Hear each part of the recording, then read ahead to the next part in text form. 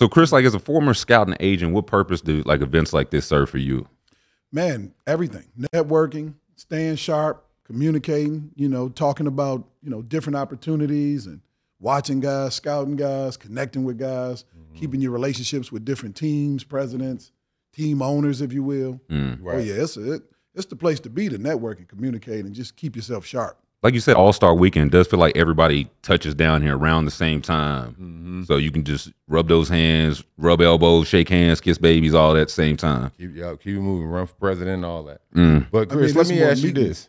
Than basketball. Sorry, Sheed. So for the last 25 years, and this is for all the fans out there, and hopefully this can get that viral jump on it too, because I want to pick your brain real quick. Okay. So we have, a lot of kids out here who's thinking that it's automatic to make the NBA. The money is already there. It's already printed. You just got to go get it. So they think that they can bring these AAU tendencies and high school tendencies to the NBA with a higher caliber athletes they were playing against, and you have better coaching than what you had in high school and college. Right. Can you tell the fans out here, what are some of the key things that, one, you look for when you're scouting for a team, or even with you in the agent business? Right. What do you look for in a player, right, number one? And then number two, what makes you go after the guys you go after? Okay.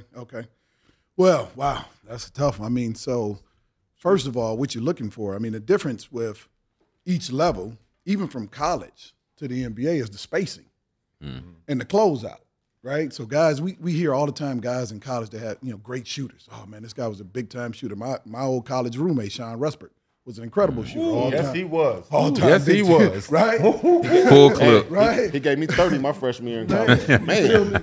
But then the closeout, when you get to the pro level, is so fast, right? It's so athletic, it's so long that you're like, man, why this guy didn't translate? So that's one of the first things. I just left watching some AAU basketball in Phoenix, Puma circuit, and a lot of guys coming in and they scooping. And I'm saying, that scoop ain't gonna work. You know what I mean? Midget can block that, right? You know what I mean? You got to start working on getting it up top. So we always talked about that.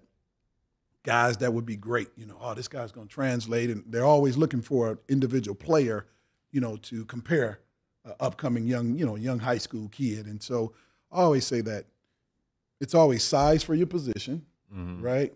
An NBA skill set or a freak athlete. Those are the guys that I was taught, when I was working as a scout, where guys would go to a different level, right? Dirk Nowitzki as a forward, yourself, being able to stretch the floor, even in the early days. Magic Johnson as a huge point guard, size for your position. Then you got all your incredible athletes. All your freaky athletes have all been successful for the most part. You know what I mean? So, that's what you're looking for. For me personally, I'm always looking for character. Because the NBA, man, is crazy, right? Especially from an agent standpoint. It's a very, very, very tough business because, as you guys know as players, you can change agents at any time. 100%. Right? 100%. You don't like, hey, man, I'm changing agents. Next. So next, right? Line them up, right? You know what I mean? So I think that character is most important. And so for me, I'm always looking for someone that, shows a steady or consistent personality or lifestyle, or somebody that's been loyal, somebody that's went to the same college, stuck it out at the same college, wasn't moving around, always transferring. For me personally, that's kind of what I'm always looking for. Yeah. Okay, and what's one of the biggest turnoffs when you see a kid or you see something, you just be like, I don't care how talented he is, I don't want to work with him. Yeah, well, if you're watching the game, the guy that's always complaining or arguing with the refs, always complaining or arguing with his coaches, That typically don't change in guys, right? Yeah. You don't have to say no names, Chris. You don't say no names. It's getting personal. Hey. I'm just saying, typically, especially in today's game, the guys are given a lot. You know what I mean? And they can make changes at any time. Collegiately, they don't have to sit out anymore. They can transfer, go in the portal right away.